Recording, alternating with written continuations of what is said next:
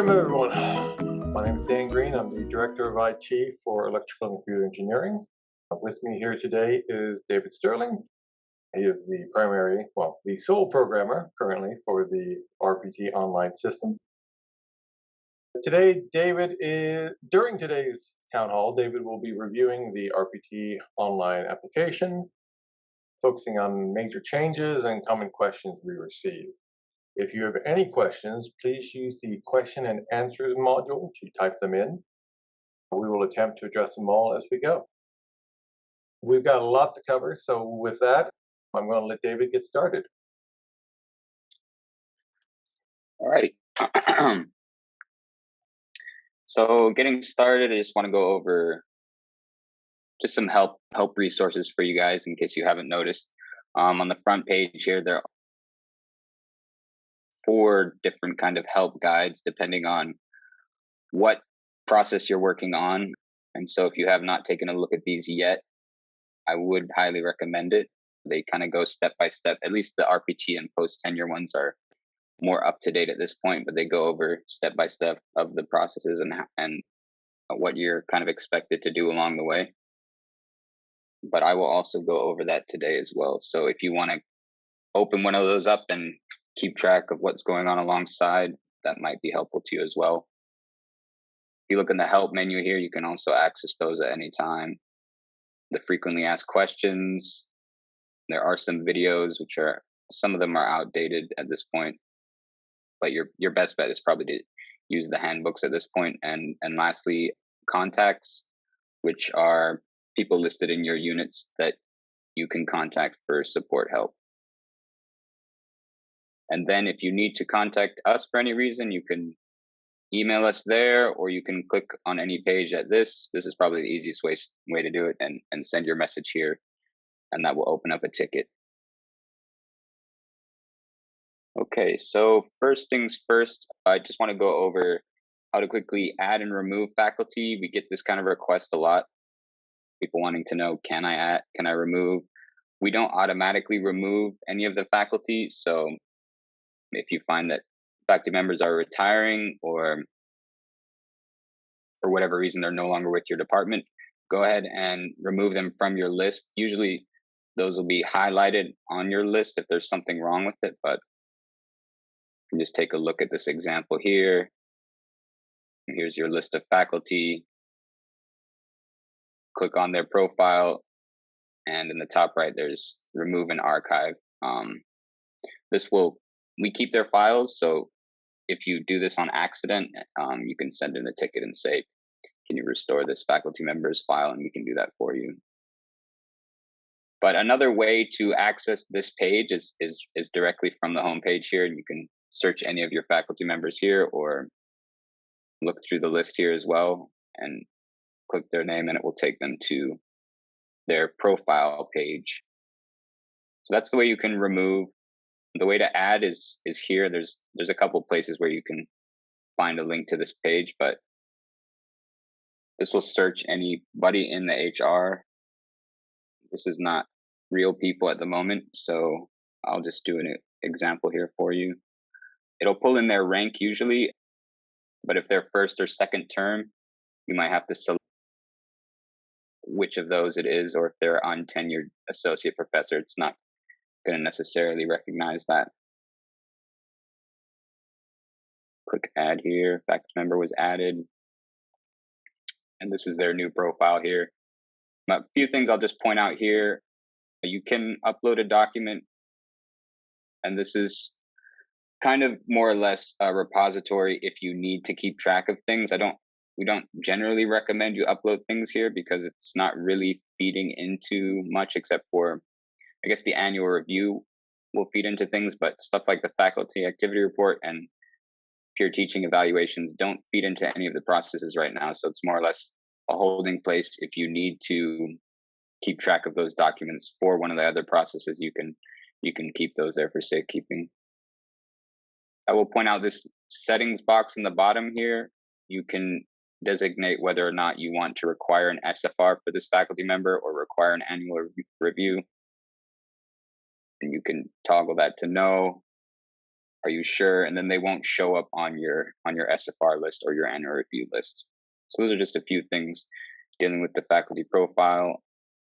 I will note for Like, the upload of the document, we do plan to eventually incorporate those other documents that Dave was mentioning. We have a few people who will ask us, I'm getting a teaching eval, but I'm not yet in that process. Where can I put it? And for now, you can just simply upload it. Eventually, the plan is to be able to then refer to any of those documents that you've uploaded from within the process.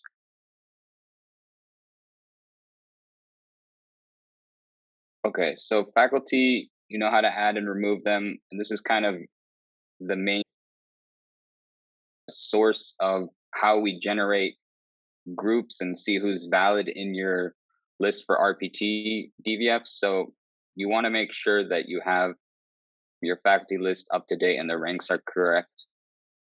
So it's generally good at the beginning of the RPT process to take a look at that and make sure everything's set up correctly. As far as other settings go for your unit, if you go under the settings, there are a couple here. Most of these you probably won't need to touch too often.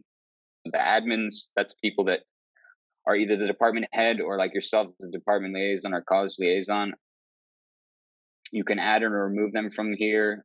If you click on them here, you can also see administrative appointments and their specific roles within the different processes. You can remove them here if you need to. I will say if you have a change of department head or dean or whatnot, generally that's easier for you to send in a request on those because there's a lot involved at this time with changing over department heads just across the different processes. So I would recommend, you might be able to do it, but I would recommend just sending in a ticket for one of those. Rules, most everyone probably has these set up at this point because this is what pulls into the SFR section to list out those rules. So if you don't, you probably aren't doing any SFRs right now. So I assume most everyone has these done. But if you did need to change the numbers for some reason, you can come in here and adjust those. The last bit is related persons. And this is important also for the RPT process in case you have people that are related in your department. You can do this at any time, but if you know of any relationships, just add those in here and when those conflicts come up, we will take care of making sure that those people are ineligible to view or participate in the certain processes that they're related, that their relative is part of. Let me go ahead and add another person in here just so I can show you what it looks like to create that relationship. Okay.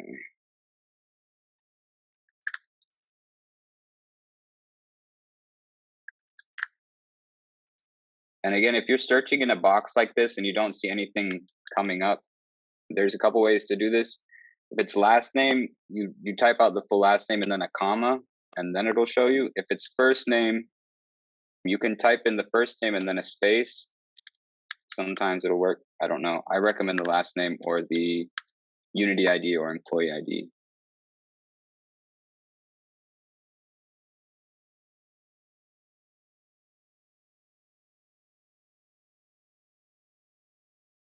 So that's how you indicate related persons in your unit.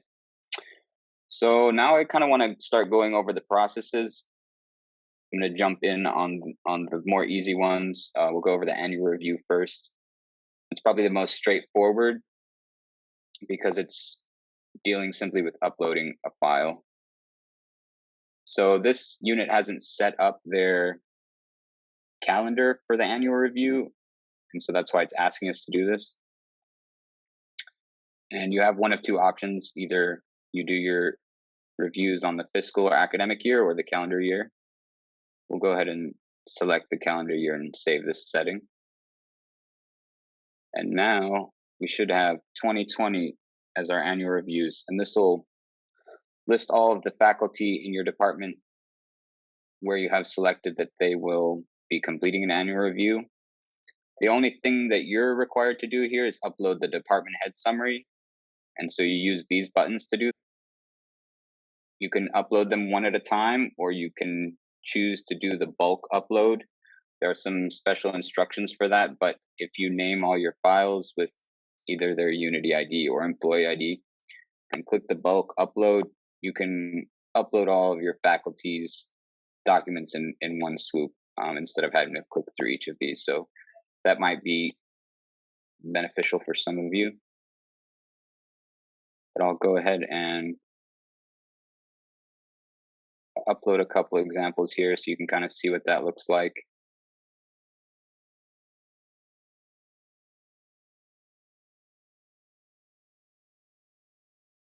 So it's completed at this point.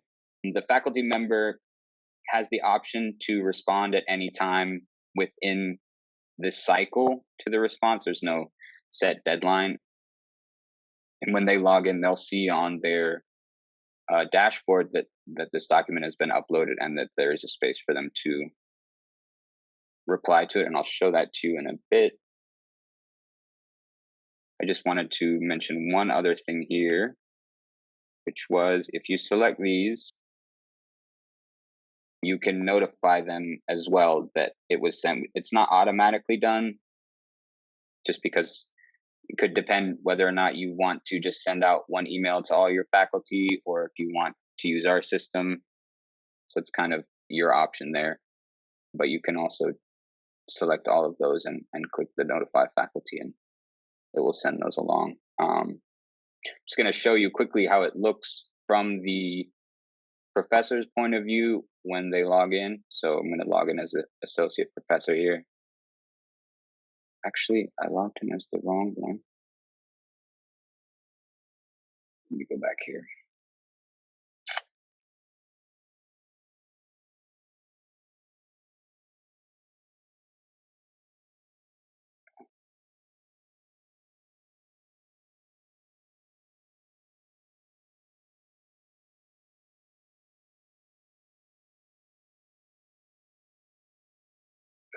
So now you see that this faculty member, your review is here. They can view it. It's just this plain document, nothing really exciting there. And if they want to upload it, then they can choose to upload their response here. And that's all they have to do on their end. So if you log back in as the liaison and you look at the annual reviews, you'll notice that their response is submitted here now. David, just so you're aware, when you are uploading, the pop-ups aren't really appearing in your presentation. I think it's because you're going so fast and the Zoom. Oh, okay. Yeah, so just as a heads up. I'll go a little bit slower. Okay. All right, that's pretty much it for the annual review. Before we move sure on to annual If review, you have any questions on that, we do have a question. Has the university decided to have faculty who are serving in administrative appointments upload their annual reviews here?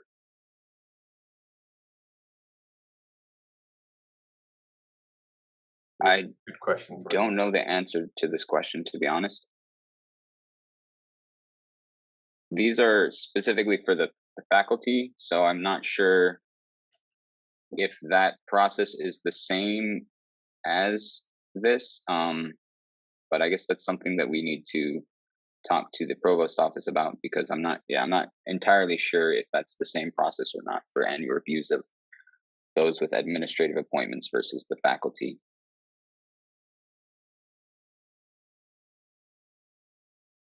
Let's see. So I guess there's a couple other questions here.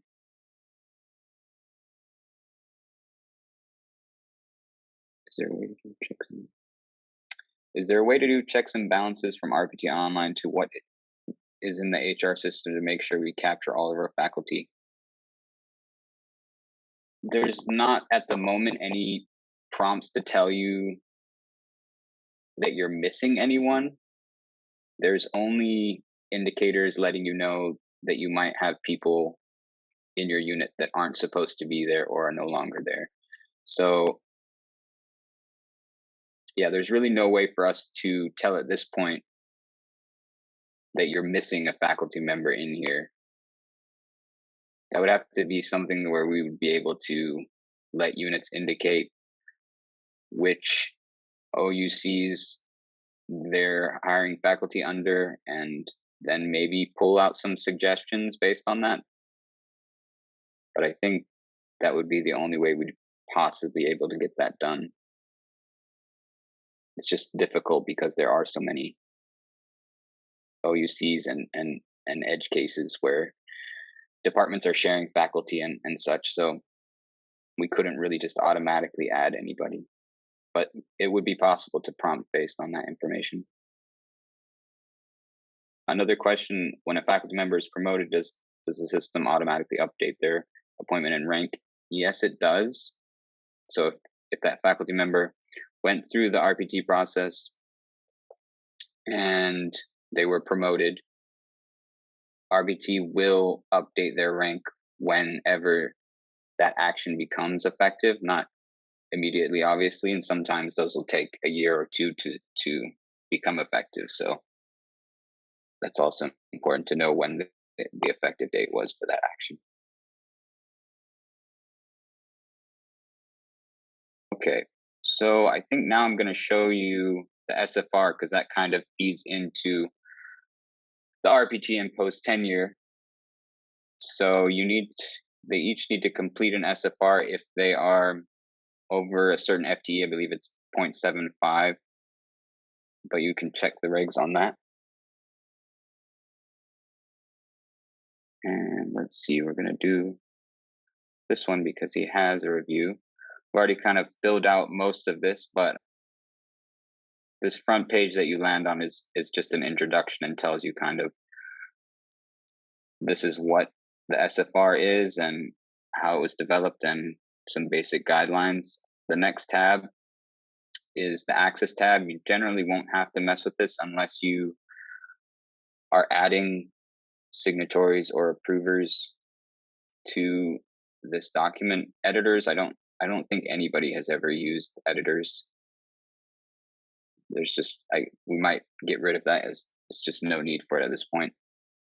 People that are approving or signing it are the ones that are editing it, or the faculty member themselves. But yeah, you can add those in here again by searching Unity ID, employee ID, or automatically the department head will be on every one of these, and then the faculty member themselves will also be there. The SME tab, this also stumps some people a lot because they try to submit it and it's, for whatever reason, it's erroring out to them that they didn't. I can just show you if I hit yes and I try to submit it. These are common errors that you'll see. Please fix the following.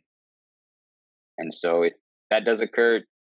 It's SME tab, and it's either the date or this wasn't filled in or the percentages weren't entered.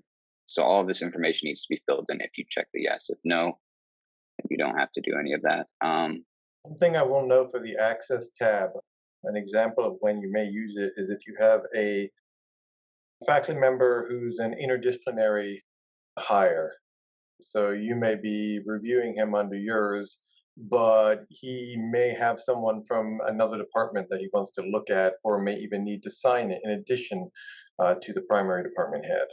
So that would be a good example as to when you might edit the general access permissions for a specific person.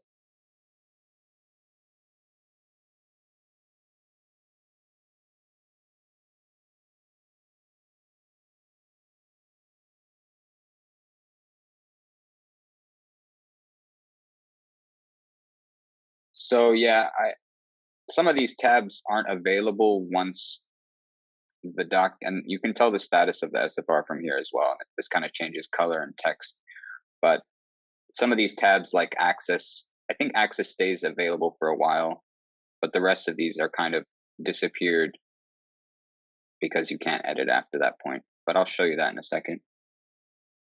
I just wanted to kind of, as a few people have noted, as we've moved past SME's SFR, a lot of this is still legacy. We have it in there because we still come across someone that is starting for the first time and does have an SME, as folks take longer to get added into the system. But for new hires now, they won't have the SME, and you'll select no, there's no SME.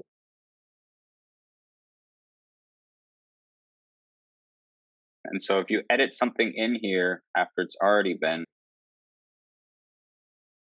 changed, it will prompt you to save these changes, and it'll show you what the text looked like before, what it looked like after, and if you want to leave an explanation of what you did, you can, or you can just hit save changes, and that will update it. At the bottom here, you'll notice these are the revisions, and the previous versions of this text box are stored down here. So if you wanted to go back to an earlier version of the text or see what it was, you can do that down there.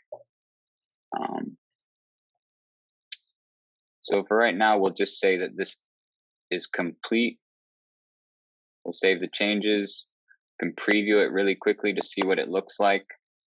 Did it make my changes? Yes. Here are those rules that I was talking about earlier that are filled in into the performance standard sections of here. And the two signatures. Okay, that all looks correct to me. I'll go ahead and hit submit to approvers. If you were changing something, you can add an explanation here, and that will add it to that table explanation of changes. It's optional to add this. And if you're not changing anything, then you don't need to add anything in there, but you can if you want. Some people like to keep track of this as well. And then below here is saying who will be notified when you send this for approval. Generally, you'll want an email notification sent out to them. But we are still working on releasing the email report for this. So in the future, it might be, you might see this checked if you have the report enabled for your department head or whatever, because they don't want to receive individual emails for every single SFR that they are asked to approve. They'd rather receive a report. So I'm just going to go ahead and hit approve and send to approvers now. And what that does is if you are logged in as the department head already and you click that, obviously you're approving it. So you don't need to come back in here and approve it. If you were the faculty member and sent it, then it would show that you approved it. Here you can still manage the access up until the point when it is past this, because that would affect the signature lines. So right now you can edit it still, although you probably shouldn't do it at this point. If somebody needs to approve it, it probably should be kicked back. But if there was a mistake there, you can edit that, and then it will add that person to the approvers list. And now I will approve it as the professor. So they can go in here and see my SFR is incomplete. They can go up here and click on their SFR. Either way. Approve, confirm your decision, and then it'll move on to the signing. And so whoever approves it last can go ahead and sign first, because there's no order in that. It means it's kind of the benefit of having the approve and then the sign. Everyone agrees on it. The document is sent off to DocuSign, and then that final document can be signed by all the signatories at any time they can. So I'll go ahead and sign it now. This is what the signing experience kind of looks like. Take it to DocuSign, click continue, hit sign. If they haven't done this before, they get to choose their signature. They could draw it, they could upload one as well, but we'll just adopt and sign. And then hit finish, and you'll be redirected back to us. Signing complete, signature recorded. And then it's just left for the department head to go in and complete the document. So we can go and do that. Or we could go up here and say, take me to this. That's maybe an easier way sometimes if you're just used to doing it from the dashboard. Sign it as the department head. Continue. Adopt and sign. And finish. So it will kick it back. And then within about a minute or so, DocuSign will send over the finalized document. So right now it doesn't show that it's finalized, but we go back over here and wait 1 minute. It should pop up.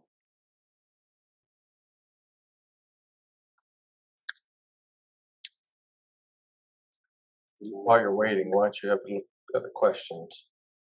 Yeah, I was just seeing. I think I answered the one about I'm assuming the screen difference is because the access level or just finalizing that. I think they were seeing the difference between SME and SFRs. So once you have your first SME in or your first SFR, the interface on the left is a little bit different. Yes. Yeah. Okay, and so here it is finalized. Another question, why can't the SFR be approved and signed at the same time, thus eliminating the extra step? So again, it has to do with the order of things, and if you send off the document to sign, there's no way for us to edit that document. So what we want to do is make sure that everyone who is signing is agreeing to sign the same document before we send it. That's kind of why there's that extra step, approving and then signing. There's a lot of confusion between faculty and staff to figure out what step it's at, but there is always going to be an approve and then a sign step. And then and 2 key points with that. One, it costs us money every time we go to sign, and it costs us the same amount if we go to sign and then we cancel and then create a new document. So we want to make sure that we're not having the department head say, yes, I approve this and sign it, and then the faculty member go, wait, that's not quite what I was expecting. So we need to make sure everyone's on the same page before we then move to signing. Yeah, there's a lot of overhead cost that's involved in the board, and if you make a mistake, we still pay for it. So that's part of the reason. What's the difference between approve and certify?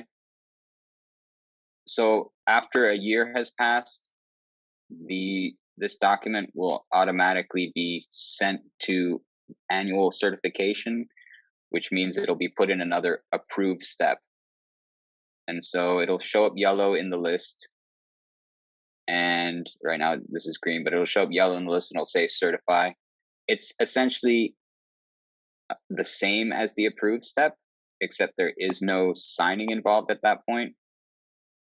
One issue that was brought up recently is there is no way for anyone looking at the document to know when that last certification occurred. So we are in the process of adding, and it should be by the end of this month, we should have it. But a stamp on the document at the top that says this document was last certified on this date and last signed on this date, so that you can look at the top and see exactly how current it is or when it was actually last looked at. So the main thing is the approve point is where you're signing it, and then the certify is just every year you're going, yep, that's still the same, no changes are needed. If they do need to make a change, then you go back through an approval process, you make changes, all that gets recorded, and then you re-sign again. Another question here, it's easy to accidentally hit the modify document. And that's this button here. And then it needs to be re-signed if an error is made. Is there a way to recover the error without contacting you? Can you color code documents so it drops out? Color code documents so it jumps out more. I'm not sure what the last part of that question is. The color code document? Document button below the green. It blends in a bit. It needs a color. I see. Yes, we can add a color to that. For sure, yeah. We will pop that out better and add maybe the word preview or PDF to it because it is kind of a little generic at the moment. But yeah, the modified document button, there's no real way to undo if you accidentally press that and then you decided that you wanted to go back to the finalized version. There's not an easy way to do that right now. So if you do accidentally modify it and you want to reinstate the previously finalized one, you will have to send in a ticket. Eventually, hopefully that's something we can automate. It doesn't happen frequently enough, and it's a big of enough problem to code out that it's not necessarily worth the time yet, but it's getting there. Let's see. Okay, so I feel like we kind of covered how to complete a SFR at this point. As we said, the certify is identical to the approve, and those go automatically at the 11 month mark. So you will see, if you haven't taken any action by that point, the system will take action for you and say, hey, this needs to be looked at. Okay, so now that we have a SFR completed, we can jump into the RPT section.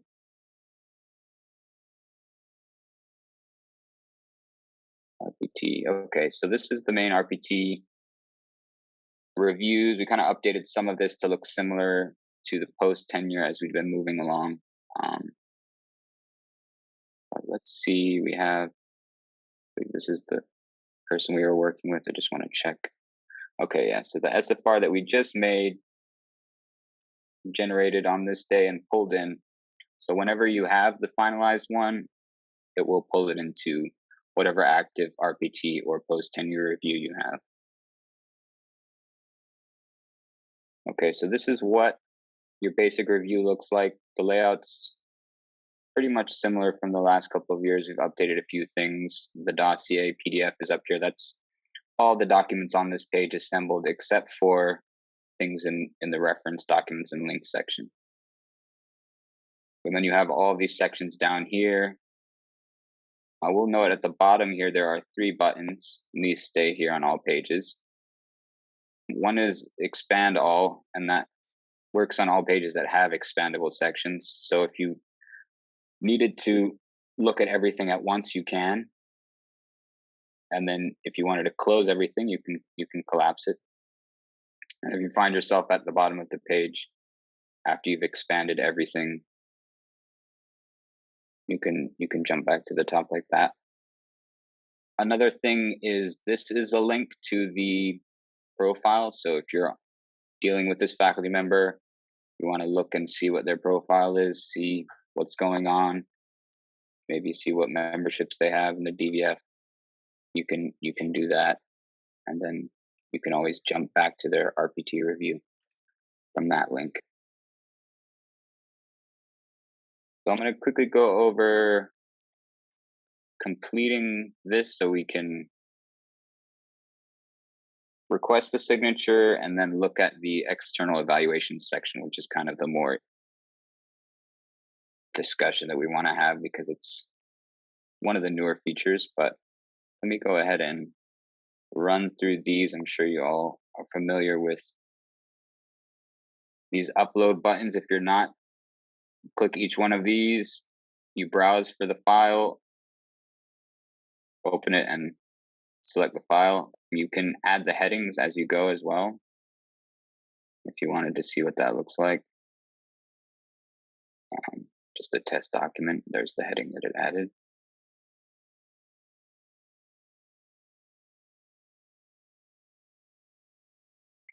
Do a couple more of these.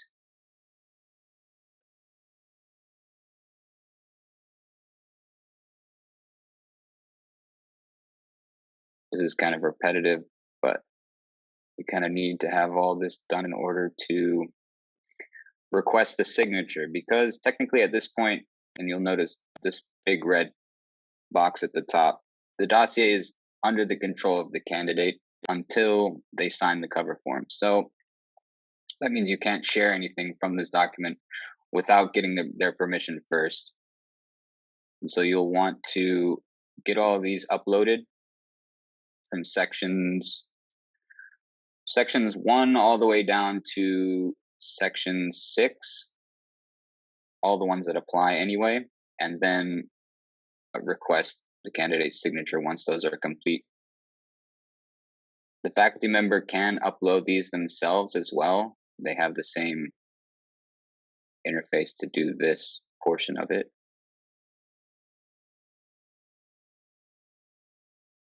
We did also break out more sections in section 2, you'll notice, and section 3 as well. Actually, most all the sections now have the individual areas, so you can upload just the class eval report or just the summary peer evaluations. We've been asked why we added in those additional breakouts. Okay, so the idea is that part of it is that adding titles to documents has always been an issue. So this makes that easier. You can upload the document and then click add heading, add heading, add heading. The other part is just making sure that those sections are actually in the dossier. This kind of makes that easier. And then lastly, if we at some point are able to pull in the class eval report or pull this in, then that makes it easier for us to be able to automate that section. So it's just, if you remember earlier in the presentation, we mentioned that you can upload peer evals separately right now. The goal is that you'll be able to then reference them from there. And as David said, there's really no reason in the long run why we can't automatically add in some of these that are being pulled from university sources. There's no real reason to not just do that. And so that's something that we are working on.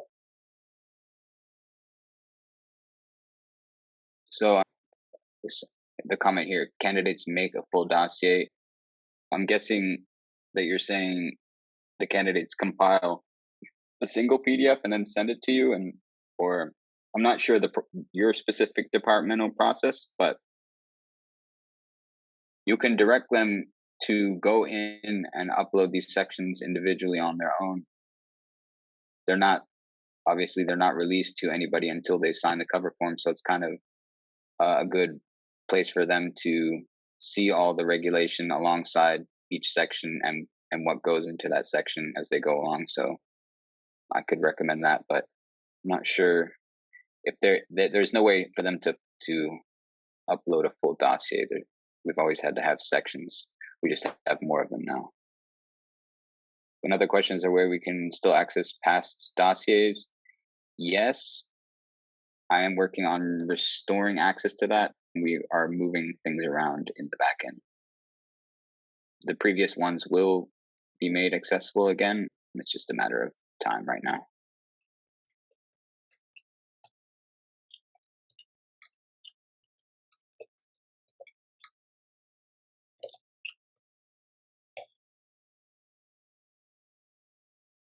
I'm going to go ahead and finish the rest of this. And then for the rest of these sections, we're just going to say that they're not applicable. And you'll see that only the first section of every broken out section you can mark that at, but it will create a document for this entire section. So if you look at it, it'll have the main title on there and it will say NA. So there's no need to upload anything in this section here. Not applicable.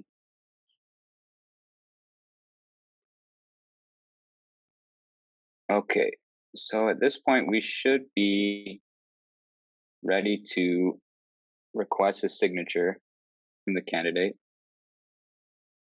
I'll go ahead and expand this. And that's at the top here. Be sure this will email the candidate. Okay. And now it's sent off to the candidate.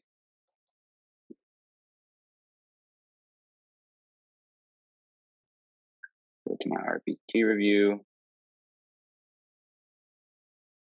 sign via DocuSign. This is similar to how the SFR works. Come through, click it, and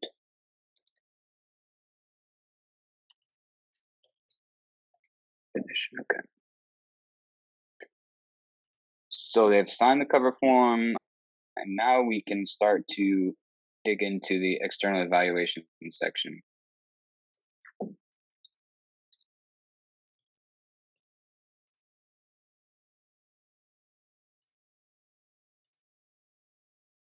So the external evaluation section, you do need to, first things first is fill out what information you're sending to them. This gets added to section B of 7. So we'll just say what is in the example up there. Oh.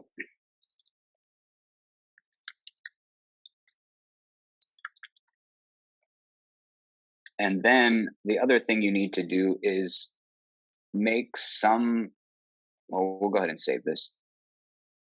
You need to make, if you want to use the feature to send materials to external evaluators using the system, you will need to select those materials before you can send it to them. So this is a good time to do that. You can either choose to upload this here if you have a single document. We'll just go ahead and upload this test document here for now. If you need to add more, you can. And then you can also select from all the sections up here to say which ones you want to share with the external. It'll ask you, are you sure you want to share this? Yes. So now we're just sharing the SFR and one other test doc. Should, at this point, well, I might have to refresh the page. It should list that SFR in here. So yeah, any documents that you pull out from there, it'll show in the list here as well. So you can see what that is. Then we can go ahead and add an evaluator. There are required fields and then there are optional ones. All the required ones kind of have this, but it's mostly just the name and their institution, who it was proposed by. The rest of this information is optional on the right-hand side. And I'll say it's optional to an extent because we still need this information, but that can be filled out by either the external evaluator or by you. So if you add an email address and you add a date that a response is due by, and this kind of says it here, an email address is required if you want to send evaluation materials. A due date is required if you want to send evaluation materials. So you need both of these set if you want to, but then you can hit save. And then you'll notice there's a couple of icons here. One of them is to preview the email that you could send to the evaluator. So let's take a look at that. And you'll notice this is the old template. There's an updated template, which we will have in place for the next cycle. But for right now, this is also an option.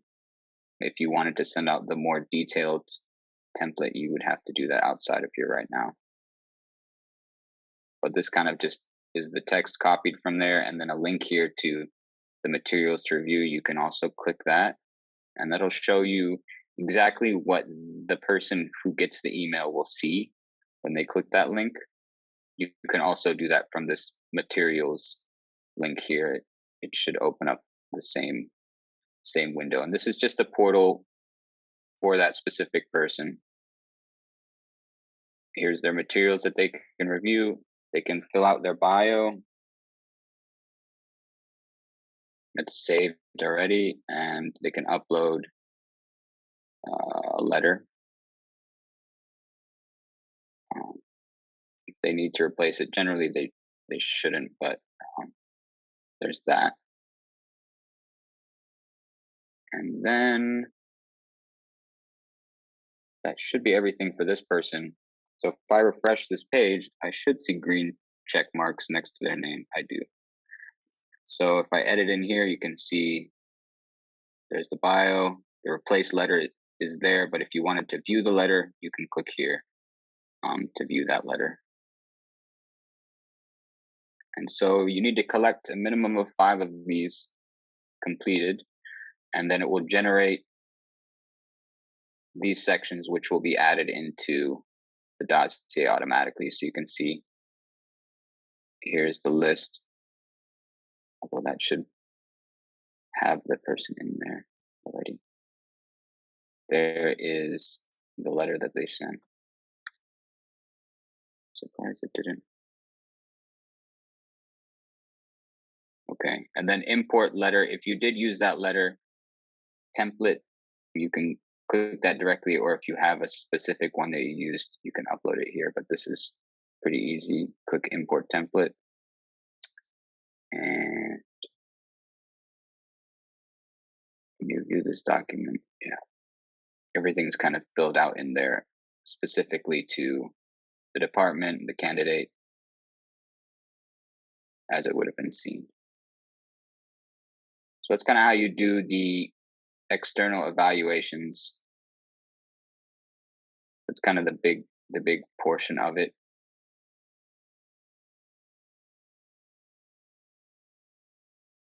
And then also, okay, so that's done now.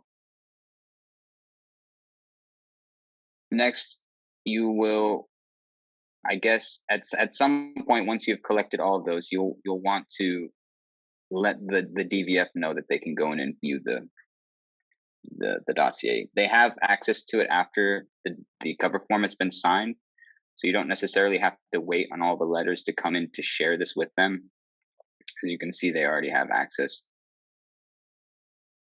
And if you go to the DVF page, which is accessible from here or in this section, you will also see that this is visible to the DVF, who the DVF members are. You can use all these expand collapse on this page as well. So this is the DVF page. This is the other thing I kind of wanted to cover today, which is the DVF page and online voting. So let's say that you have shared this with the DVF, and now maybe you want to email them, let them know, please go review this. You can do that. If for some reason you needed to include the ineligible members, there is that option. It really just depends on what your departmental rules are, the involvement for those members of the DVF. But for the most part, you will not do that. So you can send in a message here, please review. It does automatically send some instructions, so you don't need to send a message here. And if you're unsure what that looks like, you can click send me a test email and it will show you exactly what that looks like. So once they are all notified, they'll go in there, look at it, review. And then when you're ready, you can record the votes. And there's a couple of ways to do this. You can do it manually as you have in the past, entering these in, and you'll see that these eligible and missing are grayed out at this point, because we'll be able to calculate that based on what you enter in here. So if you say that there's 1 for, now there's only 2 missing, 2 against, there's no missing. That's kind of how it's been working in the past. 3 missing. And then you can save that and continue. Or you can do the online voting. And here you can choose to send another email to those voting faculty to let them know they can come in and vote. Or if you're doing it over Zoom or something, you don't need to send it, and you can just click start voting now. So I'll go ahead and do that and show you all what that kind of looks like. Are you sure you want to start voting now? Okay.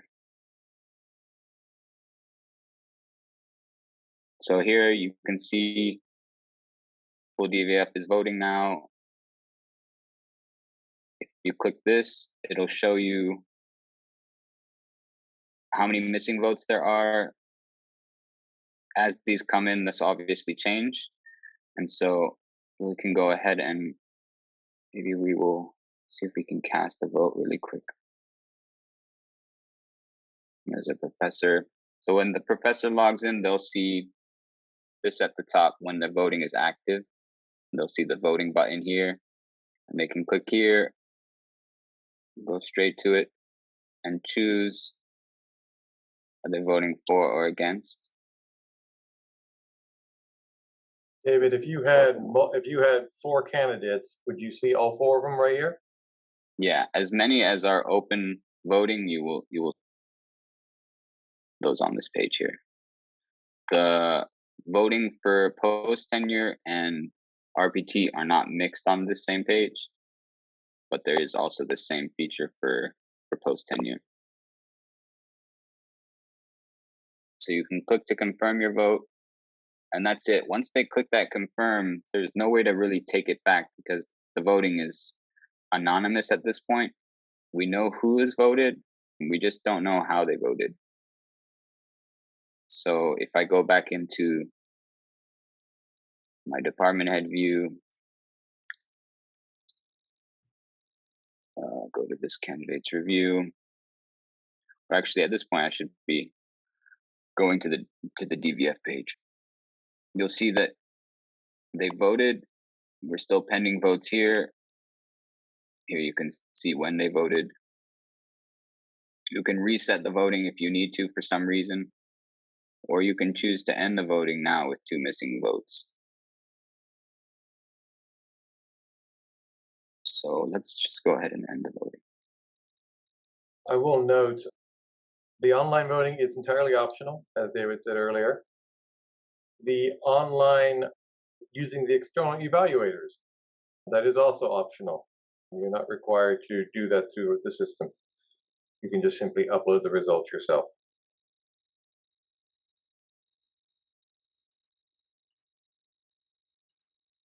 And there we have it. 1 voted for, 2 missing. You can click to the review from there as well. Nothing really shows up on this page. I guess we should be showing the vote tally on here somewhere. That would be nice. But if you view the dossier, well, that should have regenerated as well. The votes should be on the cover form after that point, but we'll chalk that up to the demo. If you reset the voting, it cancels everything out and you have the option to once again hand enter or start voting again. Correct, yeah. So if I go in here, reset, now we're back to square one. You can go in here and choose to send that email again if you wanted to this time, or just add those in there. Now it says 3 people. The downside of this is you don't know who has and hasn't voted, but that shouldn't be.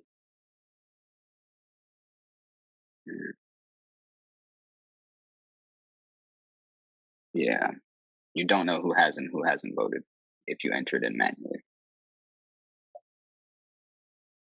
Well, other than the fact that you were already doing your manual voting yourself, so.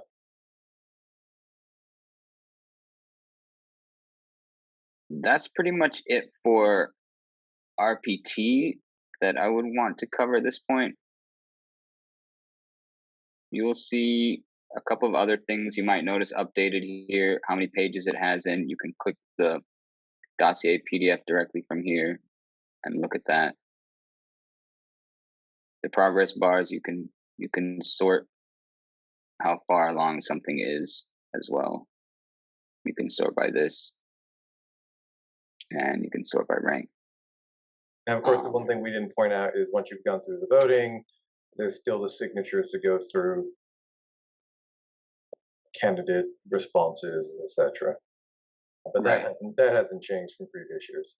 That hasn't changed at all, yeah. And you have to, the mandatory 5 days, which is always kind of a pain to demo on here because we would have to wait 5 days. But yeah, essentially the rest of this is, oh, now it's showing up here.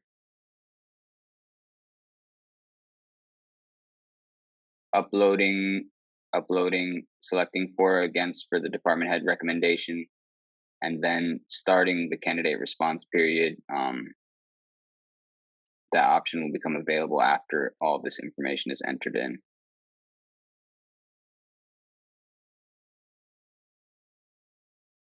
That's basically it for RPT. So let's see. Before we move on to post-tenure, we did have one question. Is there a way to access past years? And I will say, Justine, originally the system was designed specifically so that every year we would clear out all previous information and start from scratch. Now, every year we do upload that information into the HR system, and we do encourage liaisons to make copies for their local files if they need them. I will say, however, that over the last few years, we've been adjusting the way the system works. The idea being is that we're trying to turn it more into a repository for this sort of documentation. So you can always go back to it and find this. But that will also take up a lot of space. And so one of the things that Dave has been doing has been working on a way to working on a better backend for how and where we're storing the documents. We now have that sorted out, and so we will be looking at trying to keep that information in the system moving forward. And then whatever we can backfill in, we will.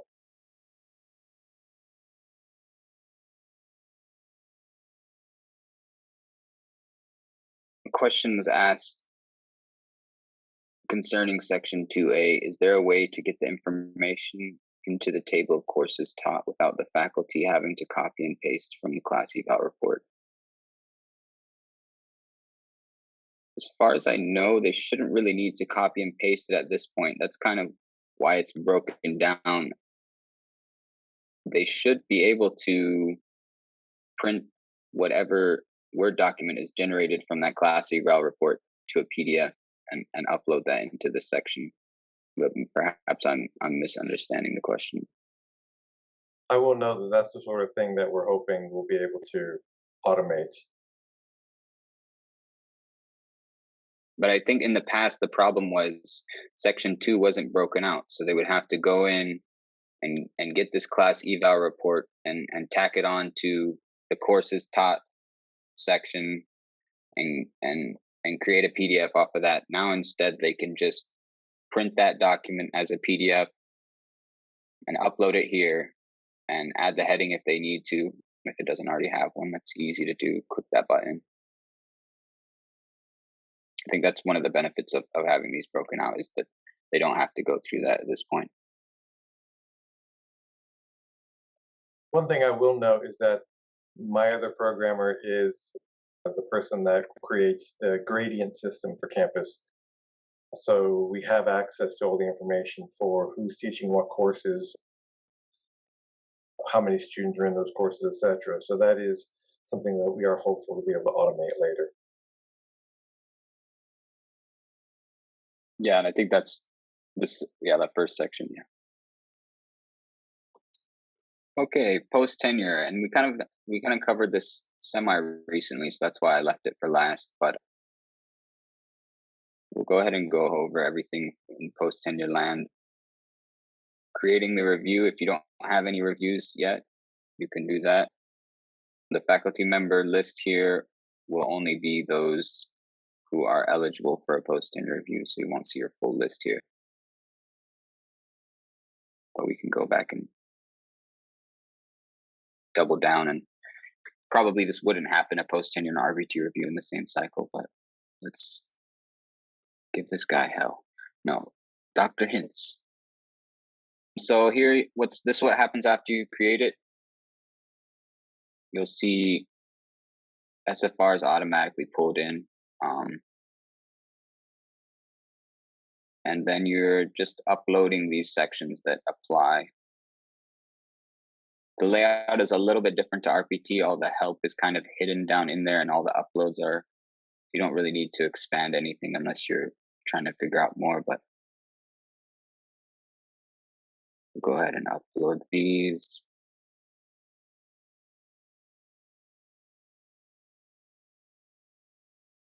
Yeah. If you do need to replace or delete it, it's in here.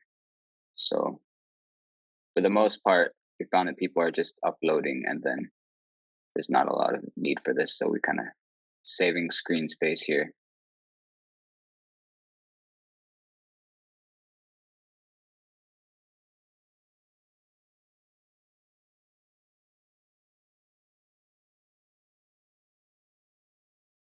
Okay, and so once at least all of these sections minus the candidate statement are uploaded, you can submit this to the department committee for review.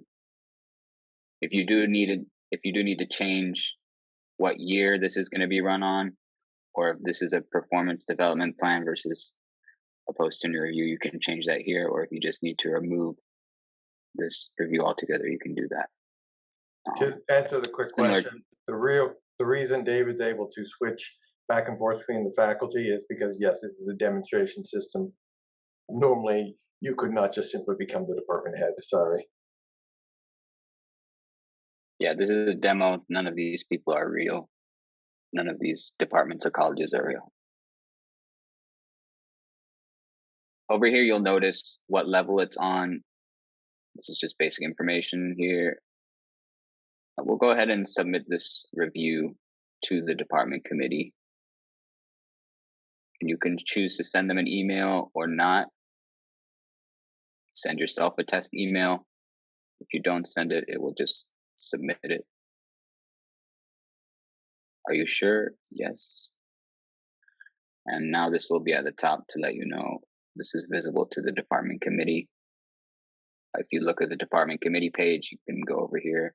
You can also see that it's visible. These are all the people that can view it.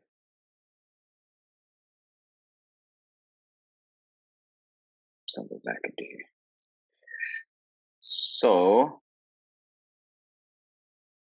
let's see. Actually, I kind of want to show you, because I missed this on the RPT, but it's exactly the same.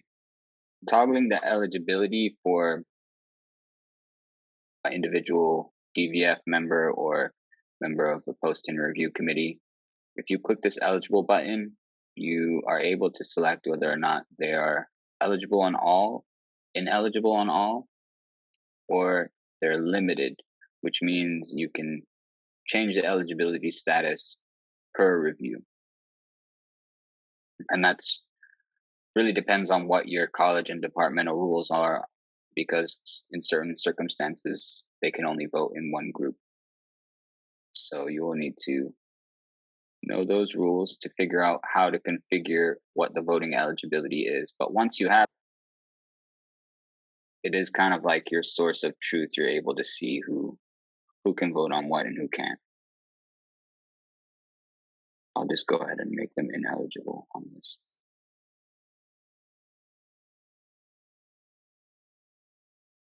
So if you go to record votes now, you see there's only 2 people eligible to vote on this specific case. A lot of this is exactly the same as RPT, if you notice. You have the 2 options. You can either save the votes here, or you can start voting now. At any time, you can choose to email the group about this specific case. Or if you just needed a place to email them, you can also remove the subject line and email them something. But adding members to the committee, you can't really do this on the DVF because it's all determined automatically by their rank. And if you want more on that, you can look in the handbook. There's a graphic there that kind of explains who belongs in what. But here, this is a similar search. You can add people. Just know that you can add anyone. So be careful that you're adding the correct people to this. And one thing that you need to be careful of is to make sure that everyone who's in this committee has received the post-tenure training, which is done through Reporter. Over here, you can see that all of these in green have already completed their training. These are all the people on the committee. But if you needed to send them an email for training, you can select them. Maybe the one that didn't do it, the department head, send them an email. get their We training complete. we are pulling that automatically from the reporter system. So once you've taken the training, the next morning this will update with that information. I'll go back to David, training. the training, do they have to repeat that every year, or is it just a one-time? As far as I know, it's just a one-time thing. But that is a good question. I will want to get a more official answer on that. I don't know that the training's changed that much, so it might get repetitive. But if you choose to do the online voting, you won't have to fill in the overall determination. That will be determined by the votes. But if you don't do that, then you will fill that in here. Or if you fill in the votes manually, it will also fill this out for you. But this section is here as well. So you can set that they meet expectations. Okay. There's also the option, once they've decided they meet, they can recommend that it exceeds. The committee doesn't really have the power to say that, only the dean does. But if you wanted to say that they recommended they exceeds, you can say that too. This is just a quick link back to the committee page. There. We've also got a question about how does the CV differ from the brief resume portion of the faculty activity report? Mostly that you would probably refer back to the regs, although there's not that much information there. But the CV there should be the full CV, and resume is actually limited on page, double check, but I believe so. Yeah, you have a 2-page limit on the brief resume. So the CV obviously is going to be more extensive than that. I have a list of publications and whatnot in there. There's no limit on the CV.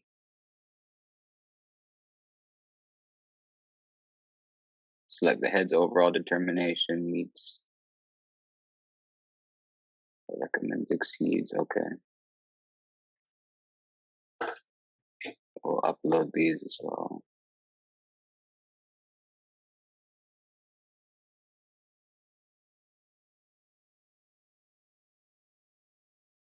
And then once that's done, yeah, it gives you the option to start the candidate response period up here.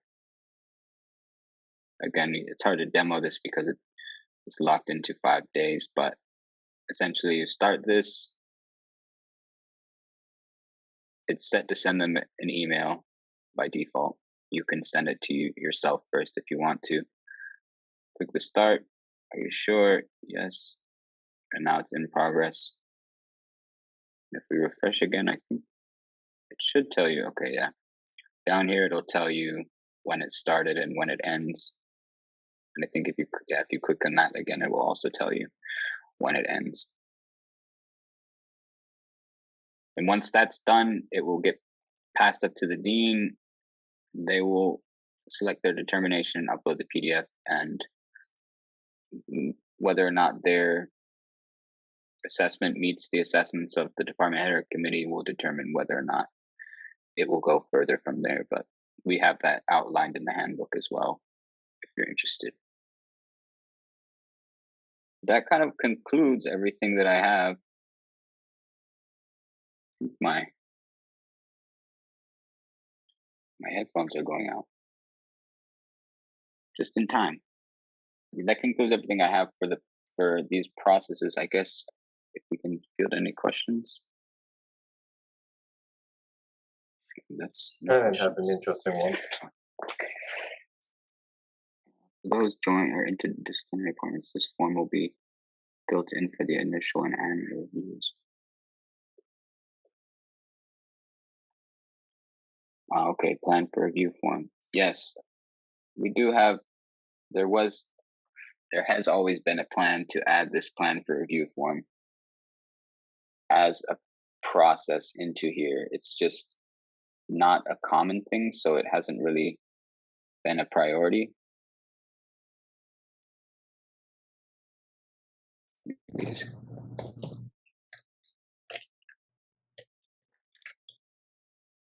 it's not really been a priority, but you can see when you visit any of the faculty's profiles, you can upload that document here if you want to keep it somewhere stored that's available within the system to see, oh, they have a plan for review. That's the best we have right now, but we are working on that. It's just prioritizing what comes first, and up next is those SFR improvements. So that's kind of what I'm working on right now. Another question: when does the Dean College finish the post-tenure review? When is final available for?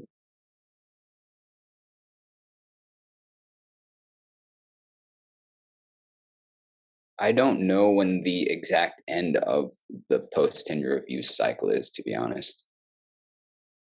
So that is a good question, something I have to get back to you on. The documents will also be available for download anytime after. They'll be added into kind of the archives. So you should be able to access it via the faculty members profile page on here once those documents, it will be actually in this section over here once those archives are added back. But David, more specifically, once the process is completed for an individual, at that point, the final document is immediately available for download, is it not? The yeah, cycle itself doesn't have to end before that becomes available. right. Yeah, it'll be final. It's when it's finalized. It'll say it, and you can download it anytime. Then, when we necessarily roll over to the next one, yeah, that date hasn't really been set yet for me, so I'm not sure. Some of the cycles are not quite as consistent as the RPT process has been, so it's something that we're moving towards sort of solidifying a bit more, or at least that's what it feels like the provost office is doing. I need to check back. I know there's a question about when does the annual review cycle roll over. I know that's coming soon. Last year, I know it was around September, and I think this year it's well earlier than that. So I need to double check and see when that deadline is, but I couldn't actually find anything on the provost website when I was looking earlier. So that is also a question that I have. Right now, the way the process works is we work with the provost office to make sure that the correct list of candidates have been provided and have been entered into the system. And once they're satisfied with that, that's when we then go live.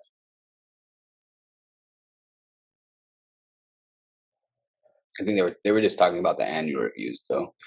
Oh, apologies. Sorry. We have too many processes.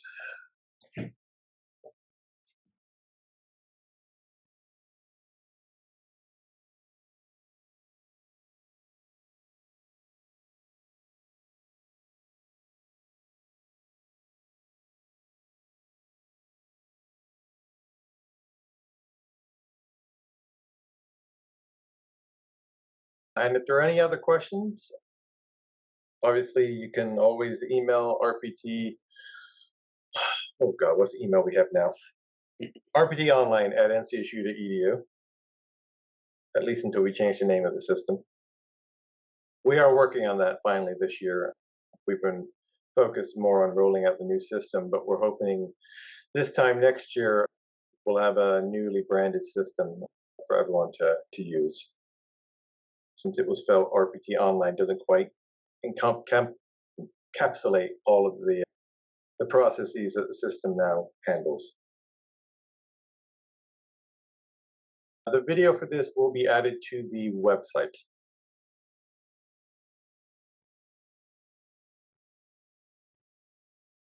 In fact, probably if you go to the website right now, there's still a link to come to this webinar. I imagine David will just replace that with the link to the recording.